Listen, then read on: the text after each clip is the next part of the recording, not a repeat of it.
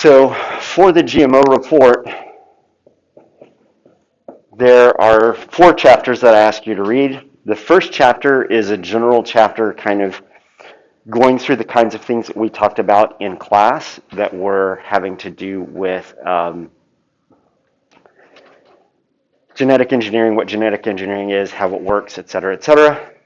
And then there are chapters on the agronomic and environmental effects.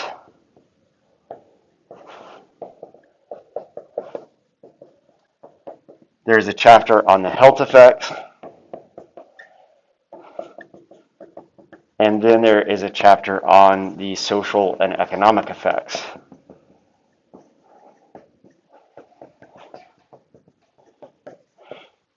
So if you haven't been reading the GMO report yet, you definitely need to start reading it now.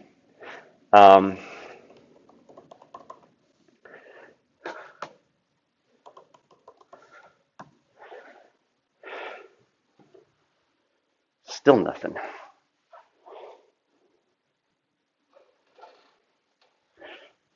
So, for example, those of you who have the first of the 3 chapters, the chapter on agronomic and health effects, your team needs to get together an oral presentation that you will use to inform the rest of the class on the information that is in that chapter. Now, one of the tricky things about studying things like this is that it's not an experiment. You can't, so this is a National Academy of Sciences report, so you would assume that the people working on this report are scientists, and the tricky thing about this is you can't do normal experiments because you can't just corral a bunch of people into a city and say, okay, everybody in this city is going to eat genetically modified organisms, and then we'll have these people in this city eat non-GMOs, because people wouldn't put up with that, and you would never get that cleared by a university institutional review board, and it would just never happen. So what the people who wrote the report have done is they have utilized what is known in the literature sometimes as natural experiments.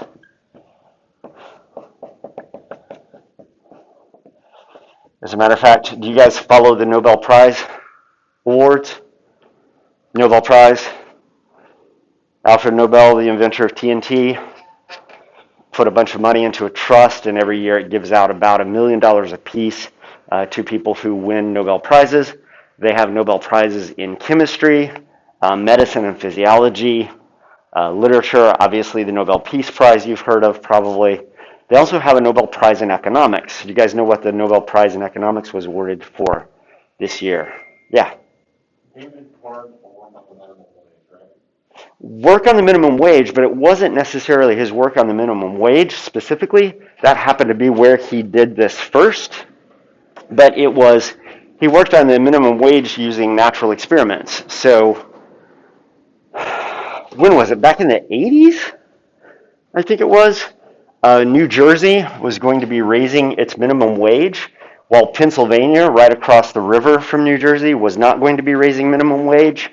And so when this was about to happen, they went and surveyed a bunch of fast food restaurants about their employment status, how many people they were employing, what the wages were, et cetera, because there was this idea that when you increase minimum wage, the response of employers is that you just stop hiring people.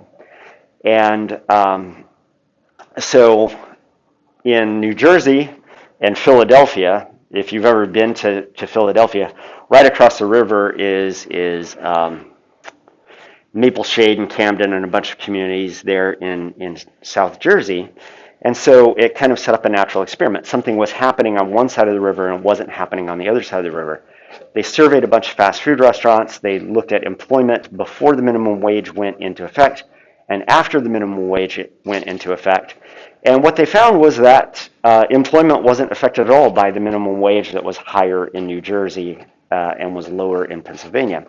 Employment didn't go down. It actually happened to be at a time when there was kind of a labor shortage, and so fast food restaurants and other places were having trouble getting workers, and so the minimum wage actually allowed people in New Jersey to attract people to those jobs that normally wouldn't have been filled simply because the wage was low. And so they kind of destroyed the idea that minimum wage actually increases unemployment.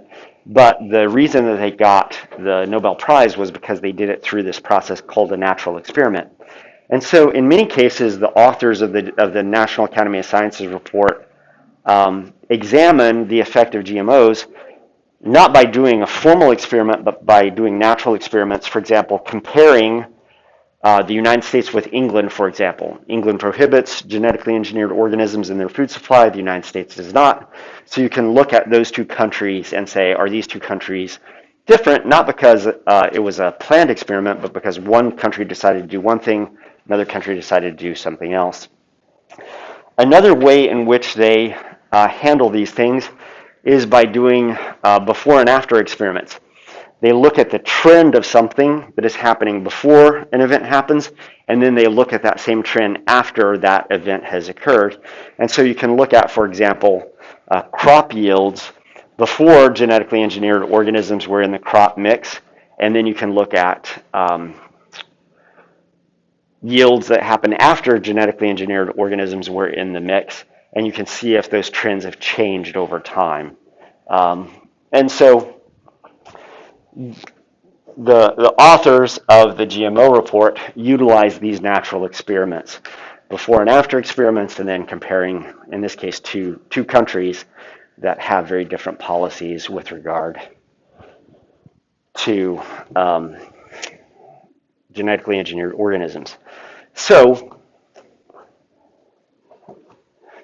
there are an uneven number of you, so I think there's 6 of you in this first group and then 5 of you in all of the other groups.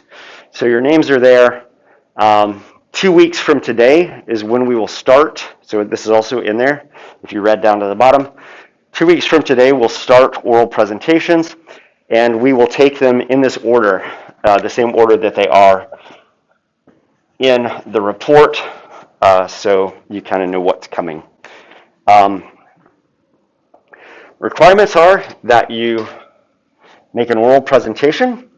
Every member of your group must contribute during the oral presentation, so you can't have one person doing all the talking while the 4 others of you just stand on the sidelines. All of you should be prepared to field questions from the audience and me after your presentation is over. The presentation should be, of high quality. You've seen people give oral presentations before, so, don't put a ton of text on the slide. Don't make the text really tiny so it's hard to read, et cetera, et cetera. And the other thing that you shouldn't do is you shouldn't create a bunch of notes and then just basically read your presentation from a bunch of notes. You should have studied the chapter that you're working on well enough that with some prompts on the screen, you can remember what it is that you need to be saying, so that it's more of an extemporaneous presentation rather than you just reading a bunch of prepared statements off of cards. That's what happens when you're guilty of philandering or you're Iron Man and you've been found out. You read things off of a card. Oh yeah, Iron Man didn't read off of the card after all. So that's it. One of the things that you'll notice, or you would notice if I could actually show you a slide, is when I have information prepared for you, am I generally reading off of the screen? No, what am I doing? What's that? I'm looking at you, I'm also looking at the screen, but the screen is basically just to prompt me, oh, here's a spot where I need to talk about something. The thing that I need to talk about is up on the screen, and unfortunately, nothing is going to be on the screen today because nothing seems to be working.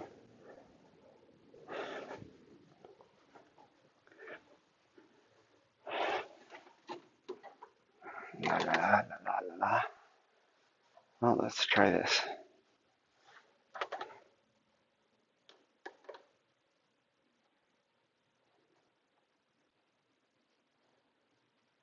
Nothing. Okay.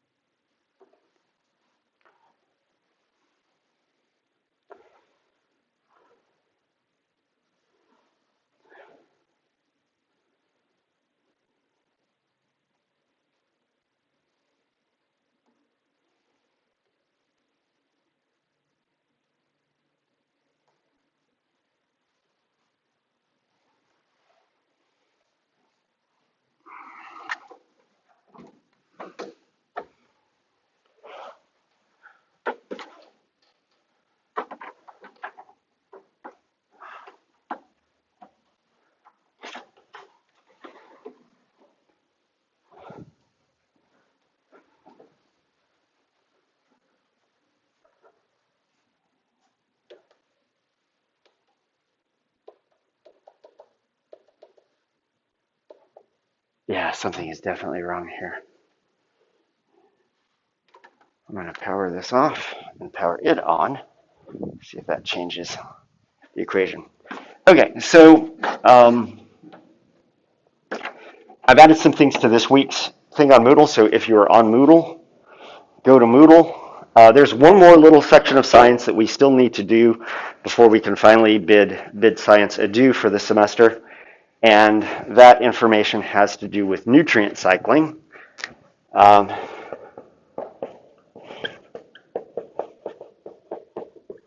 Also, we're going to be getting back into sections of the Omnivore's Dilemma. So far, in the Omnivore's Dilemma, we've been spending a lot of time just covering topics that are in Chapter 1. Well, the introduction and Chapter 1. So what we need to do is I need you guys to read Chapter 2 for Wednesday. Chapter 2 deals with a farm in Iowa that is primarily a corn-producing farm. But even though that chapter deals with corn and corn that is being grown on this farm, it also deals with nutrient cycling. And it's the first place in the book where we start coming up against history and economics. So we're going to be talking about the nutrient cycling today and Wednesday, but then after that we're going to be very quickly shifting to talking about history and economics. Then the other thing that you need to read from the Omnivore's Dilemma is the second section of the book that is about Polyface Farm. And let me go and look up exactly what chapters it is.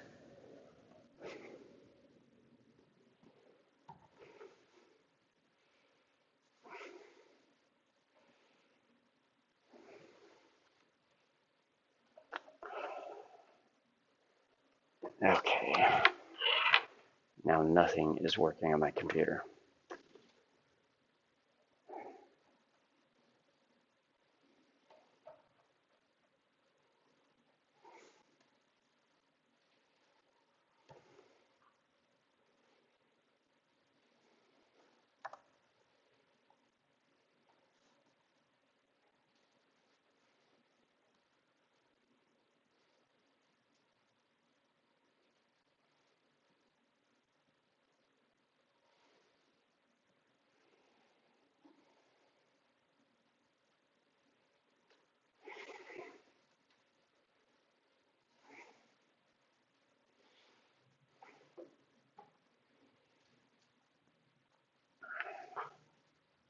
And now the interaction of the thing, the monitor and my computer has kind of fritzed out my computer for some reason. Computer unresponsive. So the second section of the book, so the book is divided into three sections. The first section deals with corn. The second section deals with this place called Polyface Farm. It's a farm in Virginia where a guy takes a different approach to farming. rather than a farming system that has a lot of external inputs in terms of nutrients and energy. He tries to build a farm that is totally self-contained and self-sustaining. That guy's name is Joel Salatin. The farm is called Polyface Farm. The first two chapters, I think it's chapter 6 and 7 in the book, but the first two chapters of the second portion of the book, you also need to read those. And once again, I had them on my computer, but my computer is also now not responding for some reason.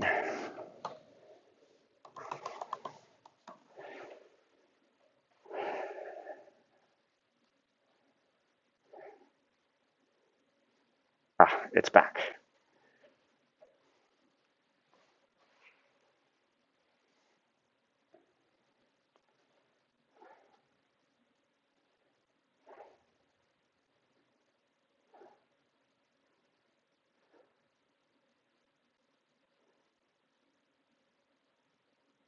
Nope. Sorry, it's chapters 8 and 11.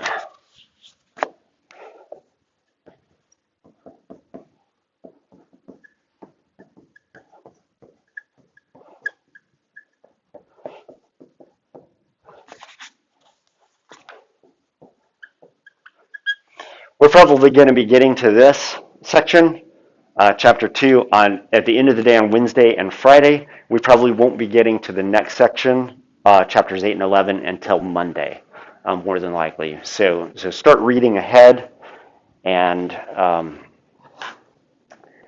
that will get you going. So since I cannot seem to get this thing to operate, let me try it one last time. Pull up the slides from today's material on Moodle so that you have them available. And I will just fly blind today because that's what I have to do, and I'm capable of doing it. Yeah, because that thing is evidently not working. So,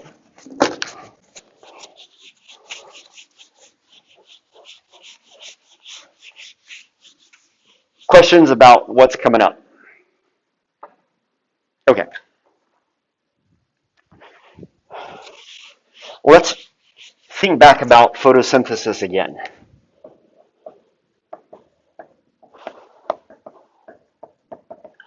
Who can remind me what we begin with photosynthesis? What raw material are we starting with when we do photosynthesis? Back on test one material. Yeah, carbon in what form?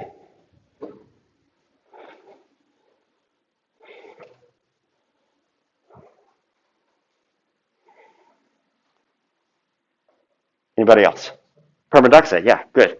We take carbon dioxide and we combine that with water, and this gives us what compound as a result? We get a glucose molecule, C6H12O6, and we get the byproducts of water and oxygen are also produced as byproducts. What are the other things that we need in order for this equation to operate? We need light. What else do we need? Well, we have water.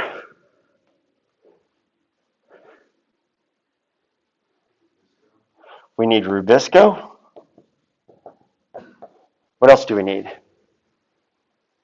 It's a pigment in leaves. It's green. It's responsible for capturing the energy from light initially.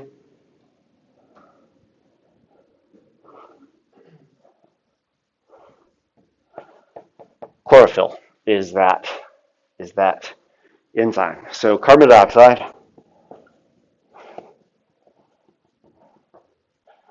water, glucose, water, and oxygen. So one way that we can think about photosynthesis is we can think of it as this chemical reaction that plants use to capture energy and store energy in chemical form. But the other way that we can think about carbon dioxide is it's one form of carbon in a global cycle of carbon moving around the Earth as it gets processed by photosynthetic plants. So where is the biggest pool of carbon dioxide that we have? Is it in the atmosphere? Is it in plants? Is it in the bodies of animals? Is it in rocks, in bedrock, like in the calcium carbonate that is underlying where you're sitting right now? If we were to dig down through the soil, we would hit rocks. Those rocks are limestone. That limestone is mainly made out of calcium carbonate, which has a lot of carbon and oxygen in it. Where's the biggest pool of carbon that we can find on Earth, do you suspect?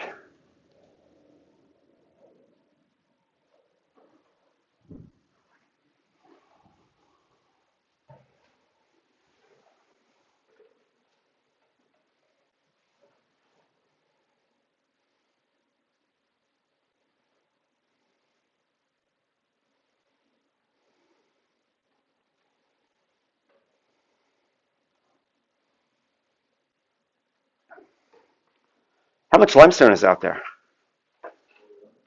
A lot. We have a lot of it. The entire Flint Hills is made up of limestone.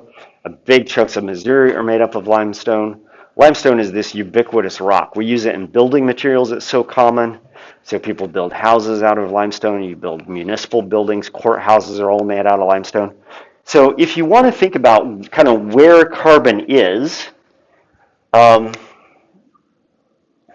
a lot of carbon just stored up in rocks. But of course, that carbon isn't really available to organisms because it's stored up in rocks. And so organisms can't really get access to that. And so we don't really think about carbon stored in rocks as being something we need to worry about if we're going to think about the global flow of carbon. The next biggest place that carbon is stored is it's also stored in soils. And so what happens with carbon is plants take in carbon dioxide while doing photosynthesis, but when those plants die, they decompose, and their decomposed bodies become incorporated into soil, and so in soil there is a lot of carbon being stored. And the carbon will stay in that soil until something comes along and disturbs that soil and releases that carbon back to the atmosphere. And so we can think about carbon moving from the atmosphere to organisms. It's passed around from organism to organism. The whole reason that we eat plants is partly so we can get the carbon that is in plants and use that for energy for ourselves. We grow our herbivores like cows and chickens and pigs. They eat plant material, they get the energy out of plant material, and then we eat them to get energy as well. And so there's this flow of energy in the form of carbon from one organism to another. We all die and decompose eventually, and then that carbon is released to the soil, and then bacteria feed on that carbon, and then they digest that carbon and they release that carbon back to the atmosphere.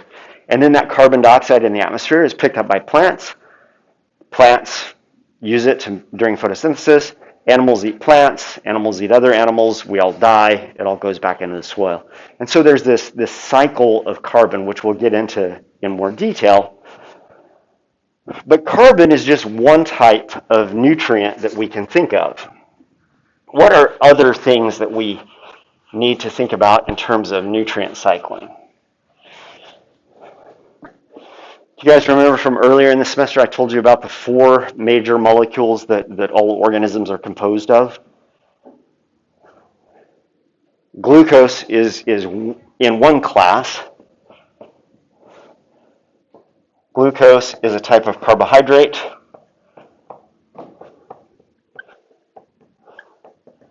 So is cellulose. So is high fructose corn syrup.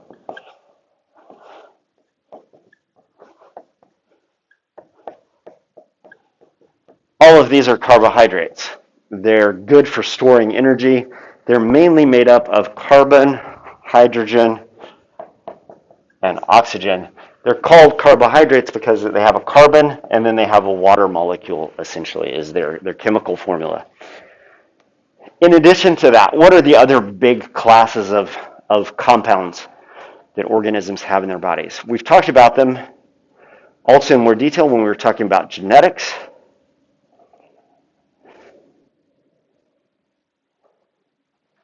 So there are four classes of macromolecules.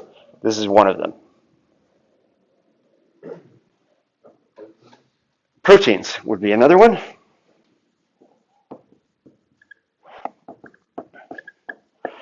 Proteins are compounds that are made up of not only carbon and hydrogen and oxygen, but they also have a lot of nitrogen. They occasionally have phosphorus, and they occasionally have sulfur in them. And so proteins not only have carbon in them, but they also have nitrogen, phosphorus, and sulfur in them. And so because those are things that are important for building proteins, we might need those things in terms of thinking about how phosphorus, for example, moves around from one organism to another. How does sulfur move from one organism to another? What's another class of compounds?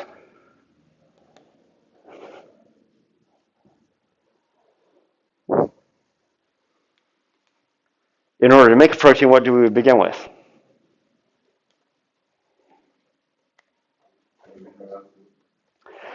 But before we get to amino acids, we string those amino acids into a long chain. What tells us the order to string those amino acids in? The ribosome. Ribosome is made up of protein. It's a big globular protein, but what else is it made up of? RNA. So ribonucleic acid. So what is one of the other compounds? RNA is one, DNA is another. What's the general compound? What? Nucleic acids. So nucleic acids are complicated chemical structures because they have a sugar, they have a nitrogenous base, and they have a phosphate molecule. Well, so these have sugars, they have nitrogenous bases, and they have phosphate molecules. So once again, we see these same atoms making up another one of the major components of organisms.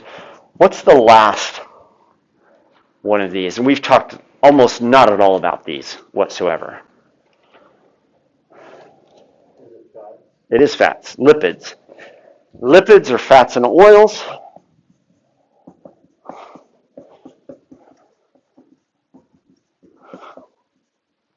And these are also just mainly made up of carbon, hydrogen, and oxygen, but occasionally they will also have phosphate molecules attached to them.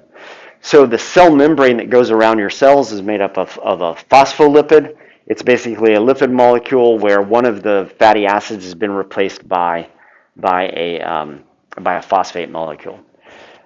So when we think about these things, carbon, hydrogen, oxygen, nitrogen, phosphorus, and sulfur, these are all things that one might want to consider when we think about atoms moving around from one organism to another organism. How do we capture and sequester these atoms? And we would normally want to think about hydrogen and oxygen, but hydrogen and oxygen are generally not in what we call limiting supply.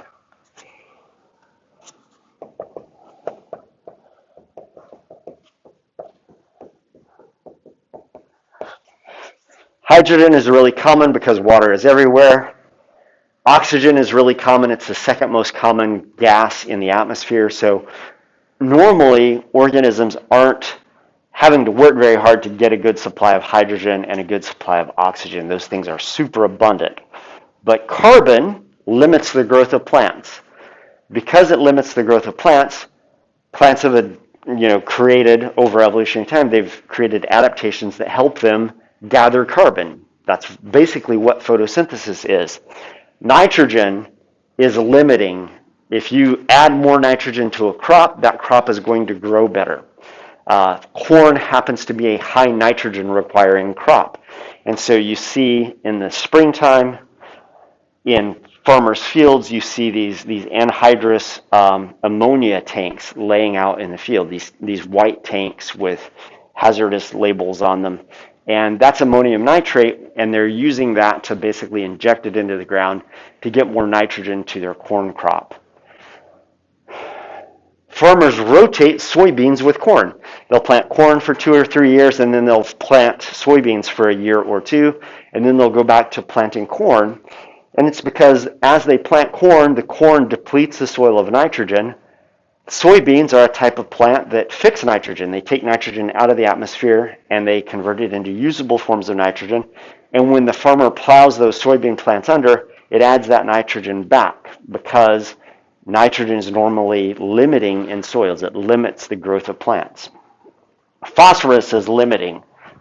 Sulfur is limiting. These are all things that are found in such low amounts in natural ecosystems that adding them to a plant, adding them to soil, will make those plants grow better. And so these are the ones that we want to concentrate on when we think about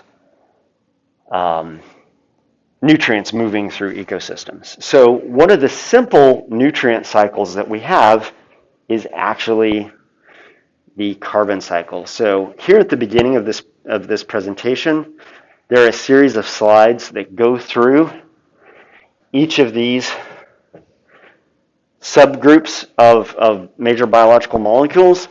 And you can see, for example, in slide 2, those are carbohydrates, and you see that they're both basically made up of nothing but carbon, hydrogen, and oxygen.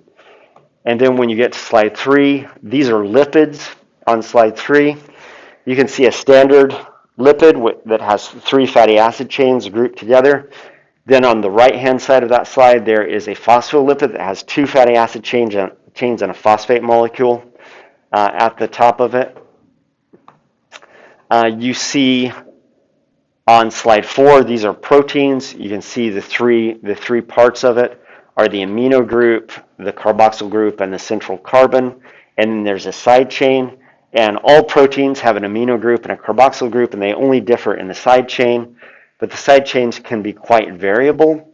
There's a list on slide 6 of all of the amino acids, the essential amino acids that we have. And you can see that there is an amino group, a carboxyl group, and then there's a side chain. In some cases, these side chains have sulfur in them, but in most cases, these side chains have some form of nitrogen in them, or they're made up of carbon rings and things like this down at the bottom. And so the variability of proteins, of amino acids, comes from the side chain. It doesn't come from the basic structure. And then, of course, with nucleic acids, we have both RNA and DNA. This is in slide 7. And you can see that there's a phosphate molecule bonded to a 5-carbon sugar that is then bonded to these nitrogenous bases. So once again, you need a lot of nitrogen because you need nitrogen in your nucleic acids.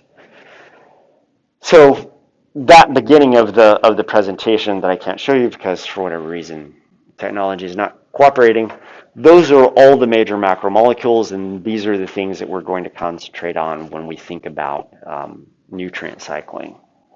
So any questions about those things?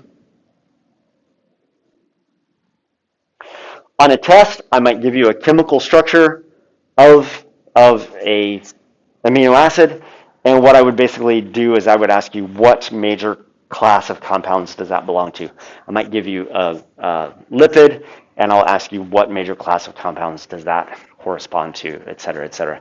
So you don't have to recreate any of these chemical formulas, but you should be able to recognize them as belonging to a particular class. That shouldn't be too difficult.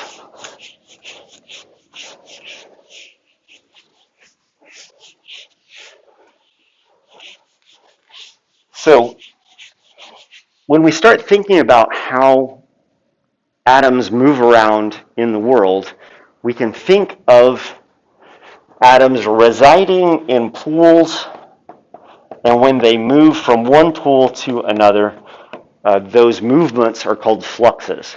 So to begin with carbon, In the atmosphere, we have a lot of carbon dioxide floating around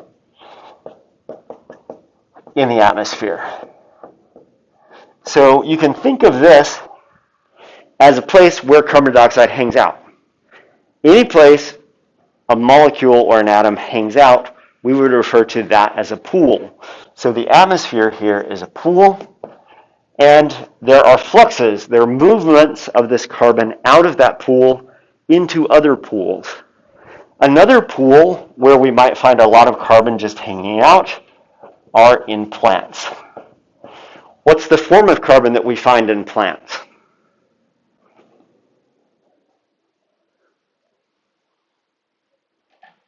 We just talked about it earlier. Not carbon dioxide, but what does photosynthesis produce using carbon dioxide? That's a byproduct, glucose. Yep, yeah, we're talking about carbon here. So we have glucose. What's another form of carbon in plants that is really super abundant? It's what this door is made out of. It's just a bunch of glucose molecules all strung together in really long chains. Also makes up the cell wall that goes around the cell membrane of plant cells. You guys recall cellulose? Long chains of glucose molecules bonded together. Two major forms of carbon in plants. So this is a pool. One pool is the plant community.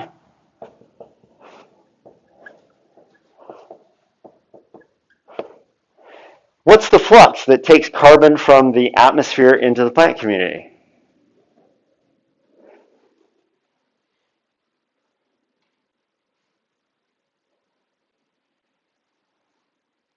We just talked about it earlier. Photosynthesis. So this is a flux.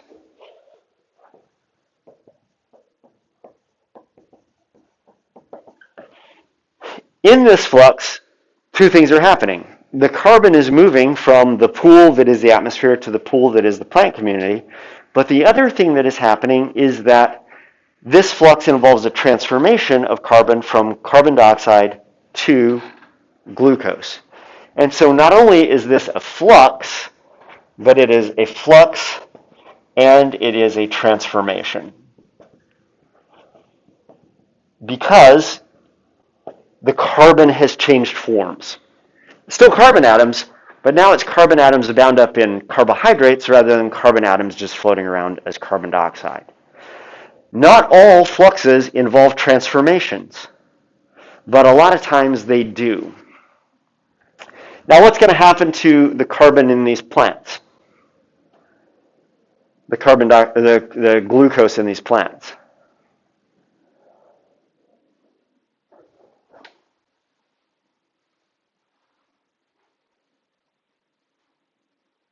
Somebody other than Adam.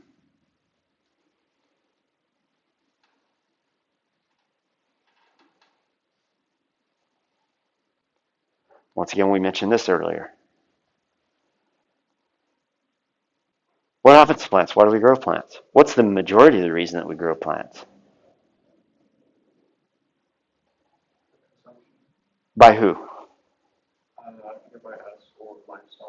Us or livestock. So let's go to livestock first. So plants are ultimately eaten by herbivores. This could be cows, could be chickens. From the standpoint of this class, it could be pigs. It could be llamas, if you want to think about South America. Whatever. Herbivores represent another pool. What form of carbon is going to be in an herbivore? Or the primary form of carbon?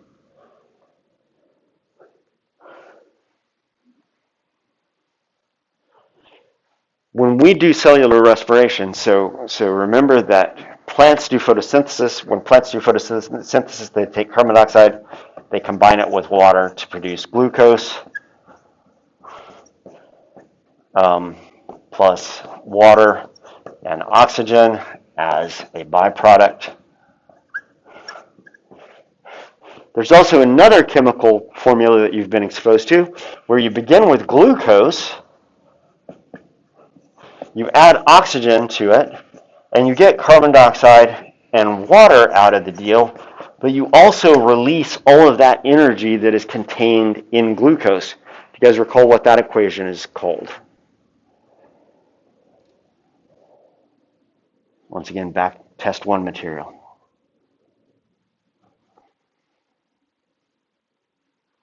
Top equation is photosynthesis. What's the bottom equation?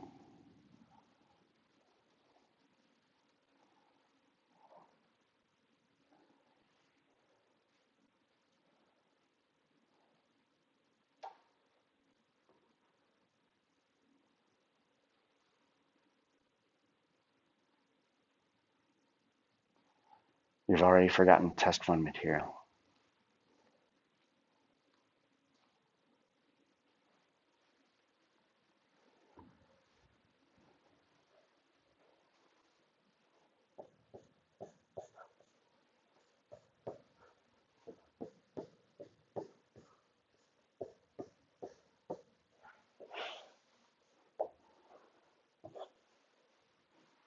You guys play hangman ever?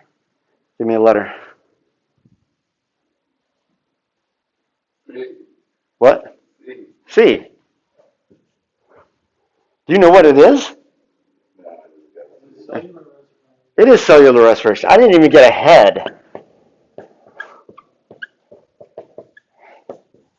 You guys are no fun whatsoever.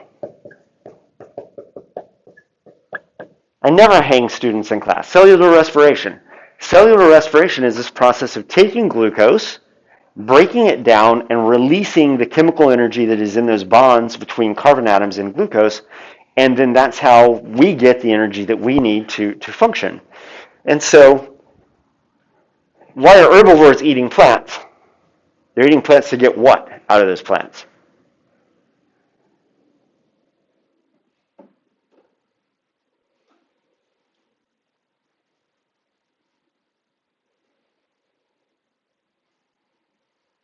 What do plants have that herbivores want? They have glucose.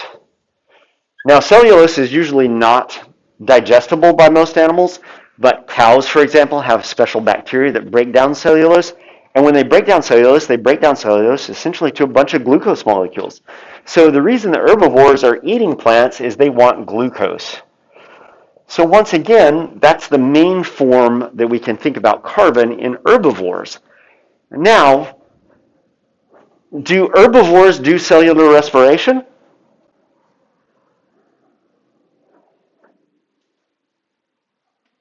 I mean, why are they eating plants? Herbivores are eating plants to get what? Why do they want glucose? They want energy. So when you get this glucose in herbivores, they're going to be breaking that down to produce energy. And in the process of doing that, what are they going to release? In terms of carbon. Carbon dioxide. And where's that carbon dioxide going to go? Well, it's going to go to plants, but it's going to go to plants via. It's released to the atmosphere through the flux that is cellular respiration. Yeah.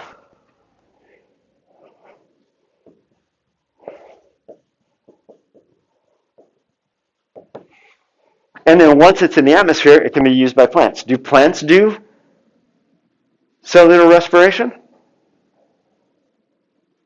Why are plants capturing energy in the form of glucose?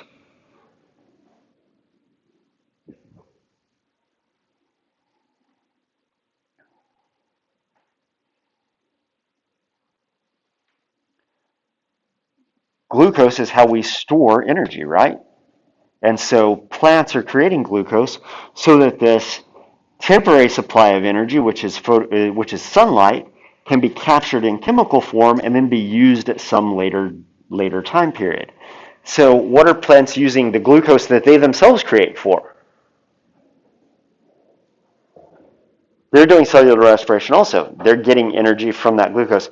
When a plant uses energy, it doesn't use energy directly from the sun. They use the sun's energy to create glucose, and then when they do their own metabolism, they don't rely on the sun's energy. They're using the energy that is stored in the glucose molecules that they've made through the process of photosynthesis. So these guys are also doing cellular respiration.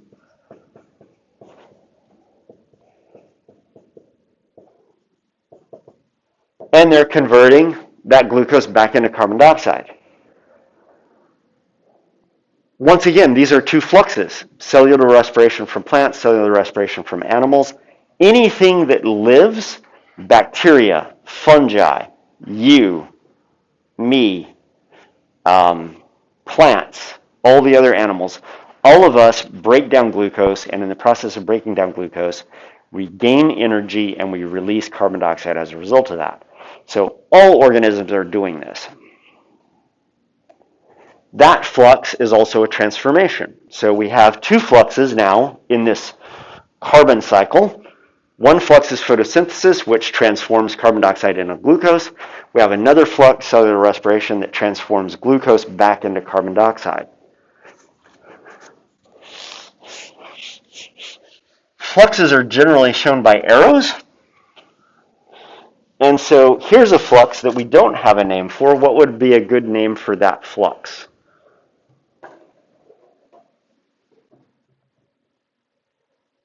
And in this case, it's a flux without a transformation.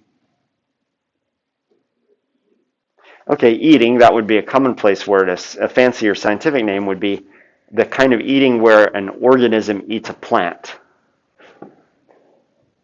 If you're an herbivore, you're an animal that eats a plant, and so this would be called herbivory. But you could also say something like consumption, or you could say eating if you wanted to be more plain spoken about it. All these would work. The animal is eating the plant. Who eats herbivores?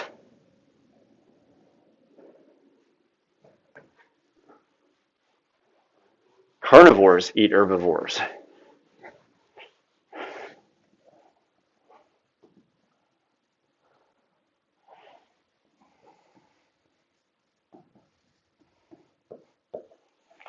That involves another flux. What form is carbon in carnivores?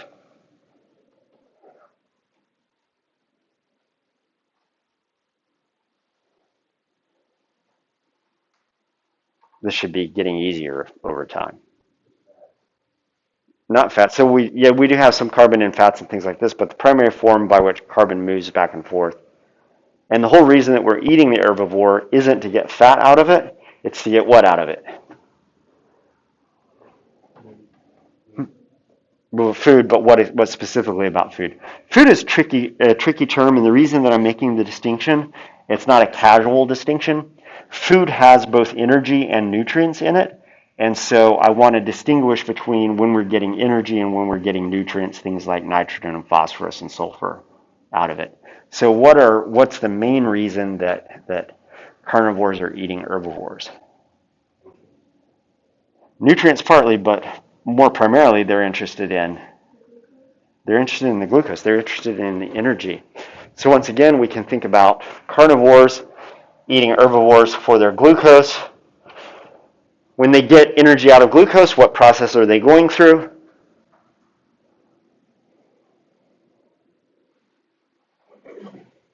It should be getting really easy now. Well, no, I'm thinking, what are they using glucose for? Cellular respiration. Once again, taking this glucose, releasing the energy in the glucose, releasing it to the atmosphere as carbon dioxide. And so this would once again be another form of consumption. We would call this predation as an ecologist, but once again, if you want to just call it eating, that's fine also. These carnivores are consuming the herbivores, and they're getting the glucose out of the herbivores, and they are releasing carbon dioxide back to the atmosphere. Now, you can metabolize carbohydrates. You can also metabolize fats. When you metabolize fats, once again, that's still, it's a different type of respiration, cellular respiration. But once again, the carbon that you're going to be releasing to the atmosphere as a result of digesting fat to get the energy that is stored in fats, also just releases carbon dioxide back to the atmosphere. So it doesn't really matter whether we're talking fats or glucose, but the vast majority, those of you who train, how many of you are football players? Okay, are any of you long distance runners? One of the things that they will train, your coach will train you in if you're a long distance runner or any type of endurance athlete, anybody running a 10K or a marathon or doing really long bike rides and things like this, is you want to constantly be bringing in carbohydrates. Because what you don't want to do when you're on a long bike ride or in a marathon or something like that, you don't want to start metabolizing fat. Because metabolizing fat breaks the fat down into lactic acid. That lactic acid builds up in your muscles, and then you stop functioning as well. And so when I'm on a bike and I'm doing a 100-mile bike ride, I'm constantly taking in carbohydrates because I want a constant supply of carbohydrates to replenish the carbohydrates that I'm burning. And so burning carbohydrates is a much more efficient way of going about doing metabolism than burning fats. So for that reason also we can think about glucose as being the main thing, the main type of molecule that organisms are using for energy. As these organisms go about their lives, what eventually happens to them?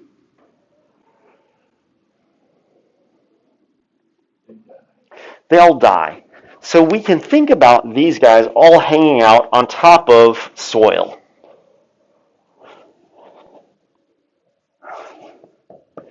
And when all of these things die, their bodies go onto the surface of the soil, but the energy in them eventually goes into the soil. When you pass an animal that is dead on the road, what is that animal in the process of doing? It's a process that we refer to what happens to a body after it dies. It decays. What's another word for it? Decomposition. So this is a flux from all of these living organisms to soil. What's the name of that flux? Decomposition.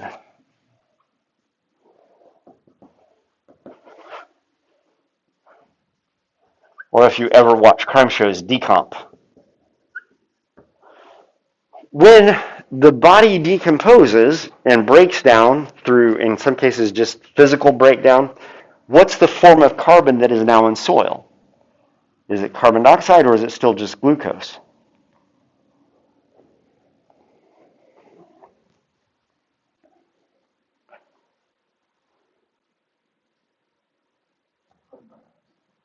It's not carbon dioxide yet.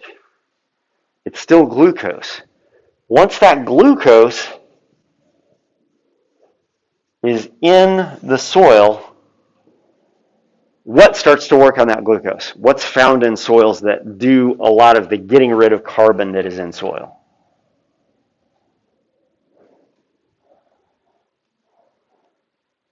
They start working on this actually before it gets into soil, but they continue working on it after it gets into soil.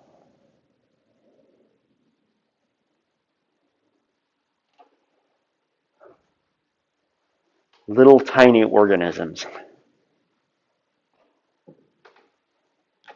So tiny that you can't even see them. Bacteria, yeah. Bacteria are breaking down. So there are soil bacteria.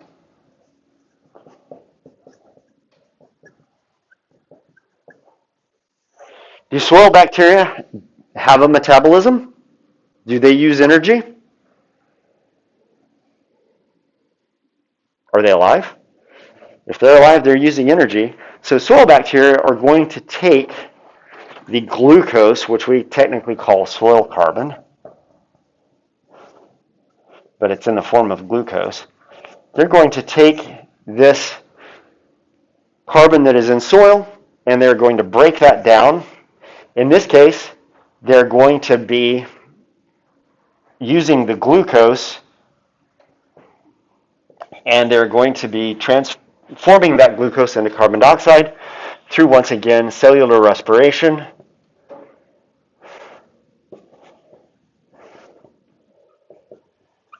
But oftentimes in the literature, we refer to this as soil respiration because it's not just bacteria, but it's a lot of other organisms that live in the soil. Soil bacteria, soil fungi, even insects and things like this are breaking down that glucose in the soil. As they break that down and use it for their own energy, they're releasing carbon dioxide into the soil. That carbon dioxide that is now in the soil eventually makes it into the atmosphere, and it is in the form of carbon dioxide once again. And it's called soil respiration rather than cellular respiration because it's respiration being done by a bunch of different types of organisms. If I were to bury you alive, what will happen to you? I'm not planning on burying you alive. But if I were, what will happen to you? Yeah. Suffocate, starve to death. You will suffocate. You will suffocate long before you starve to death. So if I just dug a 6-foot hole and then poured soil over you, you're going to suffocate for 2 reasons. One, in soil there's just less air overall, but the other reason that you suffocate is that in soil most of the air is carbon dioxide.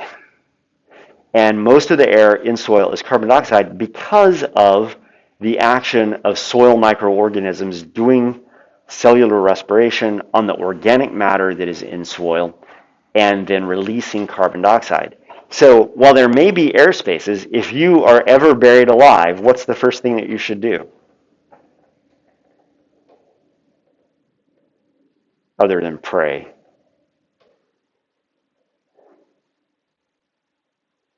Roll over on your stomach and push up into the soil. Compact that soil above you and create an airspace. So now you have space in your little death cave.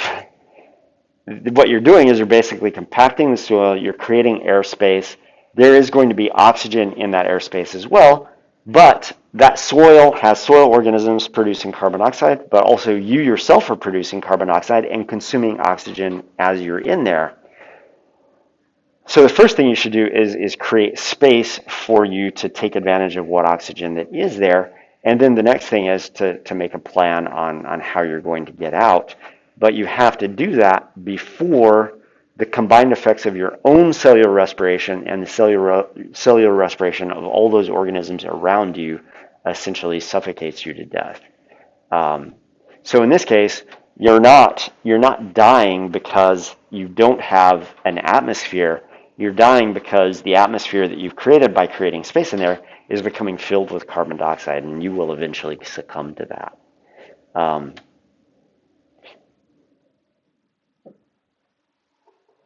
That carbon is released to the atmosphere. And this is a pretty standard way of thinking about the carbon cycle. Ecologists have measured how much carbon moves from one pool to another pool, and there is a figure in your presentation.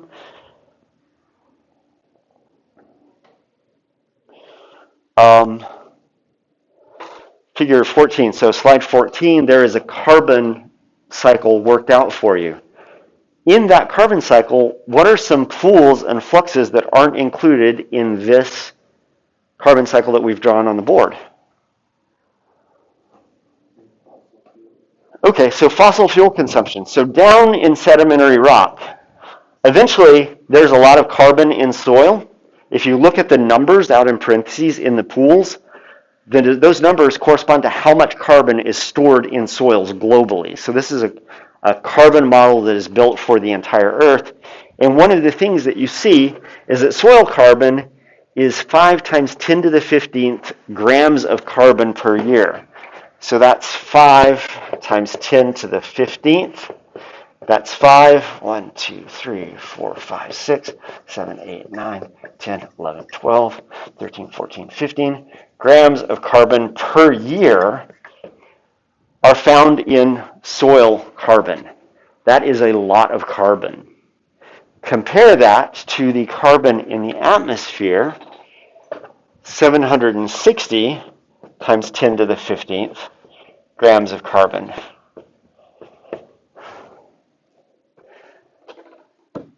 But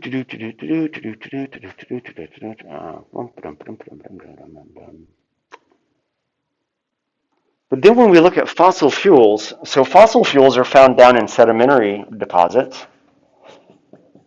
So when we dig up natural gas and coal and oil and these things, and we burn them in our cars, and we burn them to heat our homes, and we burn them to generate electricity and electrical plants, we release 5.3 times 10 to the 15th, if I'm recalling correctly. Is that right? Grams of carbon per year. So human activities in fossil fuel consumption basically is the equivalent of taking all the carbon, almost all the carbon that is, well, no, more than all the carbon that is stored in soil, and releasing that back to the atmosphere.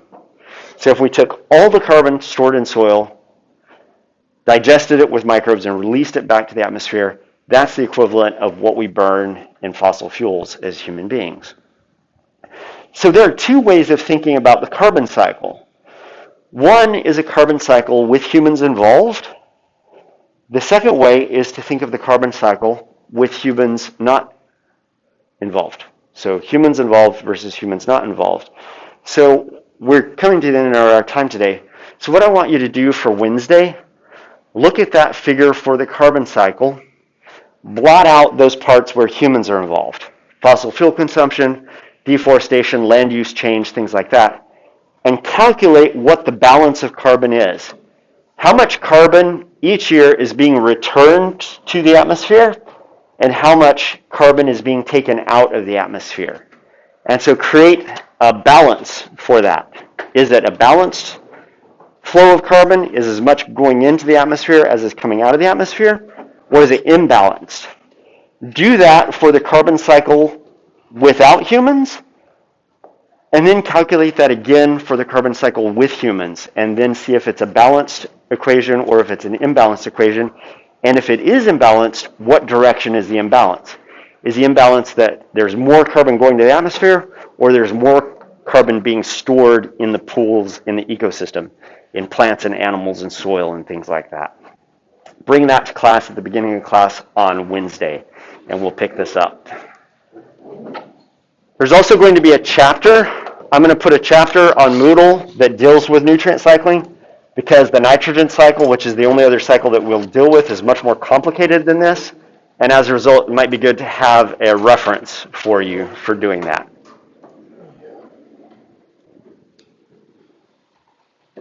Oh, also, new food blogging prompts are up for the next 2 weeks. This next 2 weeks will also be the food journal, so it'll actually be 3 weeks of food journaling, but I'll not take them up this Friday. I'll take them up 2 Fridays from now.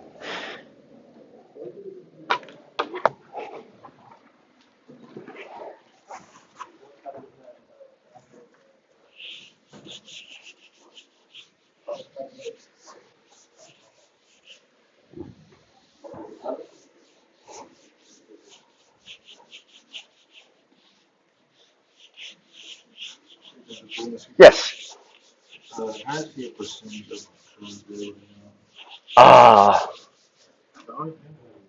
No, yeah. I can come close, but I don't have some things in my grade book. And I think it's actually going to be, because I haven't updated my grade book since the 5th week grades. Is this for an athletic check or something, or are you just curious? Just curious. All right. I don't, because I haven't even graded it yet. I actually took fall break off.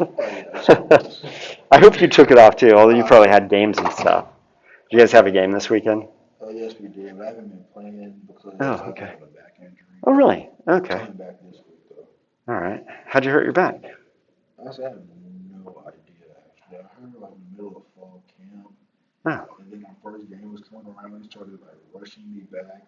And I had like a 30-hour bus ride there and back to Colorado, and that did not help. Man, sitting around in a car or on a bus does not help things. All right. Kendrick, right? Kennedy. All right, you guys confuse me. Kennedy. So you've been keeping up with your food journaling and all that, but what has hurt you is your exam grade. So right now I have you at a 58.3. So you're right there on the cusp. So really keep doing your food journaling and your food blogging. That raises your grade. And then, I don't know, how did you feel about the exam that we took last week? Made much more confident. I studied it more. You came and saw me, right? Was it you? Who came and saw me? Somebody came and saw me. I don't believe that. You didn't. Okay, it must have been Kendrick. I get you guys confused. You have similar hairstyles, and I don't get to see your faces ever. So yeah, come by, and anytime there's something that you don't understand, just ask. Ask in class. So one of the things that you'll see me do pretty often is at the beginning of class, I'll ask if anybody has questions over what we did last time. And nobody ever has any questions, and it's because nobody's looked at the material since the last time we were in class. So when I was an undergraduate, I didn't know how to do college. I think I've told you guys, I was a first generation college student. And so what I did was I made myself a schedule such that between classes, like between Monday and Wednesday, I always scheduled a day when on Tuesday, I would schedule time when I could go back and go over all the material that we covered in all my classes on Monday. So that one, I had revisited that material before I came into class on Wednesday. But the other thing is by going through it on Tuesday, I would know what I didn't understand from Monday's class material so that on Wednesday, I would always have questions for the professor, like, okay, you went through this on Monday, I was going through it yesterday, I didn't really understand it. And that way you kind of get any sort of misconceptions out of the way early. And the other thing that it does is it forces you to become exposed to it multiple times. One of the things that we know from educational research is it takes multiple exposures to something for you to finally learn it. And so I arranged my life in a really rigid, crazy way. This was my schedule, my entire undergraduate. Monday, I would go to class. I would take notes, and that was all I did on Monday. On Tuesday, I recopied my notes. And when I recopied my notes, I didn't just copy them from one page to another. I also rearranged them so that they made more sense to me.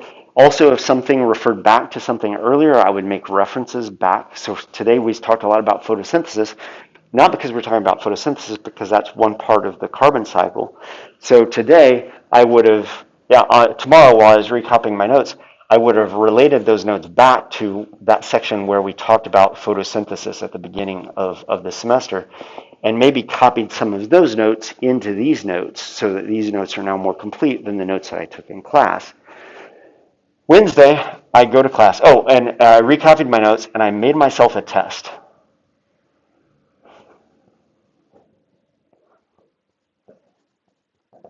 Based on Monday's material. Then on Wednesday, I go to class. I take more notes, but then sometime outside of class that day, I take the quiz that I made for myself on Tuesday on Monday's material. And then at that point, I've now been exposed to the material on Monday 3 times. Once in class, once recopying my notes, and then a third time forcing myself to recall that information. Another thing that educational research shows works really well for retaining knowledge is practicing what they call retrieval practice. Actually forcing your brain to go and produce that knowledge that you've gained is a really good way of doing 2 things, getting it stuck into your longer term memory, but then the other thing that does is it identifies what you don't remember. So you don't have to go back and study things that you already know that's already been locked in. You can concentrate on those things that you don't know.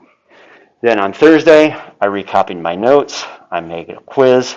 Friday, go to class, take notes, take quiz. Then on Saturday, I recopied Friday's notes. I took the quiz. So this is make the quiz.